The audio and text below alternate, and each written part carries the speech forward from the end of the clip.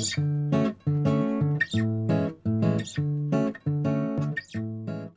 guys, welcome to my review of the JJRC H12C. This is a 3.7 volt copter and it comes with a 750 milliamp battery. In the box also comes 4 spare propellers, a little screwdriver, a USB charging cable. The model I got here is no camera version. I have used a 0.3 megapixel camera from the H12C. This is a geared quad that's using 8.5 millimeter motors, and the gears are relatively open. The good thing is that they're very easy to clean because you can just take off the propeller and this spur gear drops out, and you can use a toothbrush to clean the little pinion and the spur gear. Some good LEDs, blue on the front and red at the back. It's a low slung copter, and the landing gear come out wide like that, and so it settles down very nicely in landings. In fact, it's almost a bit difficult to land this badly, even if it comes on an angle. It tends not to be like what I call an auto tipping landing gear, like let's say the JJRC H12C has, where it really wants to tip forward and hit the props when they're turning as you land. A bit about the radio and the copter, some unusual and some nice features. One is that you have an on-off switch, which is great, because if you're fiddling around with the camera on the battery door there, you don't want to have the copter turned on the whole time while you're getting the door closed and cramming the wires back into the compartment, getting the door closed and all that. So that's good to have. There's your little camera port, and here's a USB charging port, so you can charge directly to the quad instead of taking the battery out. Now, in this battery bay, although it's quite large, you have these wires with these big connectors here, so you actually have to cram them in a bit to get the battery door to close, and that's going to be a problem. After a certain number of times you cram this in, these wires are going to break. So that's a good idea to have this if you're going to keep it in that arrangement. Personally, I would mod this to have the wires outside the battery door, just by making some little holes or something on the sides here. On the radio, there's trim buttons for throttle, pitch, roll, and yaw. And there's a video button, photography button, and return to home button. Button on the left shoulder for lights on and off, and on the right side we have the flip button, which beeps until you flip. After you begin the return to home, if you give it a good amount of right stick, it stops the return to home function and sends it into headless mode. And one more click takes it out. This quite unusual feature here, which is that you can take the pots out, change them over, and with this button you can select which mode you want to fly in. Another feature on this radio, which by the way takes 4 AA batteries, is this dial here, where you can set the rate to any amount you want by pushing this button and dialing it up or down. What you want is a quick button, maybe a button here where you push it 1, 2, 3 and you got your different rates, or 4 rates, whatever you want. I think this is really a bit ridiculous. It doesn't work well when you're trying to dial it in as you're flying. The radio remembers your setting. If you dial it into 100% and click the button in, it stays, and it remembers that. It also remembers your trim settings. As for the performance of this quad, it's got a slightly slow yaw and a bit less pitch than it could have, and that's all in accordance with being primarily supposed to be a camera quad. When it flies out of range and loses signal, it continues to fly a little while, and it doesn't fly a long time. It flies a few seconds and it powers down, and the rate it powers down at is proportional to how much throttle you've got it's set at when it loses signal. It doesn't automatically rebind. You have to switch the radio off, on again, and that from the throttle from the down position, up, down, and up to have it flying again. And then it'll rebind if it's come back into range.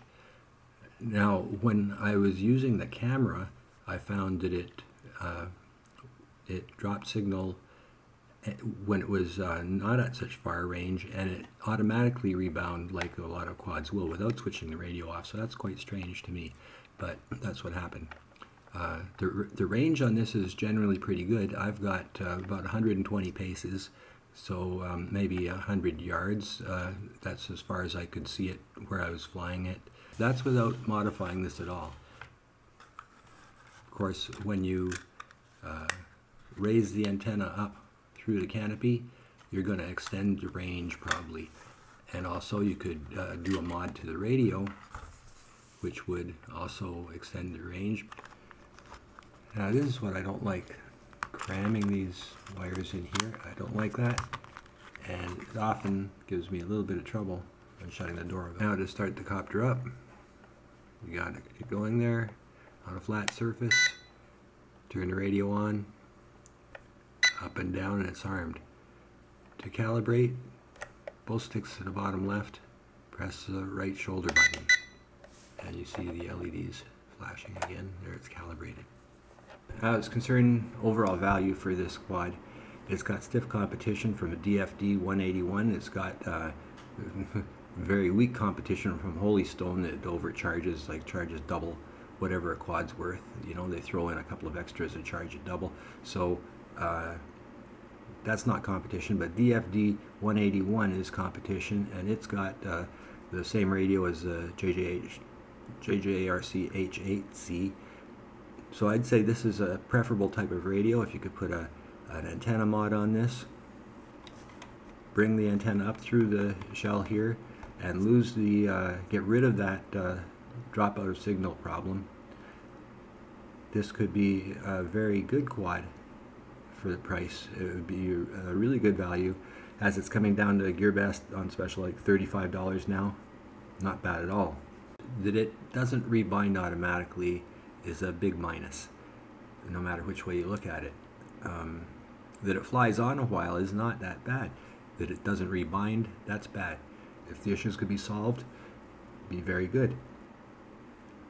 I think it gets good range, and with a radio mod, with an antenna mod, maybe putting a real antenna on there, especially bringing the antenna up off the board here, up through the canopy, you might be able to get a really good range. I'm going to see about that. So if that comes out to, let's say, 150 meters range, that would be just excellent. Maxing the trims out gives you a lot more performance. You could get a lot more, I think, if you could lose some weight. Can't lose landing gear because of these open gears here. But this whole section here, this whole top section, this whole bottom section here is heavy plastic with a lot of struts going across, and it's very stiff, heavy plastic. I think this could be drilled out, get some air conditioning in there, maybe lose this lens on the front, put one LED on the back of a different color. This could maybe be an outstanding copter. So on section 2 of this review, I'm going to do these mods and see what can become of this. If by weight reduction the performance could be enhanced even further, then it would be a winner. Yeah, and these work so well. That's I wouldn't really want to lose the landing gear. I like to show the quad stock to begin with, because that's what people are going to get. That's what beginners are not going to be doing all those mods. So I think it's unfair for a review to show it flying with a different radio, different props, antenna extensions before you show it stock. So I'm showing it stock and showing the shortcomings. I'm going to see if this can actually be lifted out of the category of okay to be a really good copter and a performer as well, and that would happen by losing weight. That wraps up part 1 of the review of the JJRC H12C, and following this there's going to be some video of its flight and a little bit of the camera, and followed by a part 2 review showing mods and the results. So thanks for watching, and here comes some flights.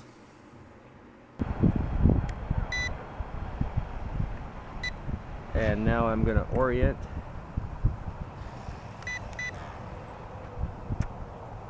and send it out.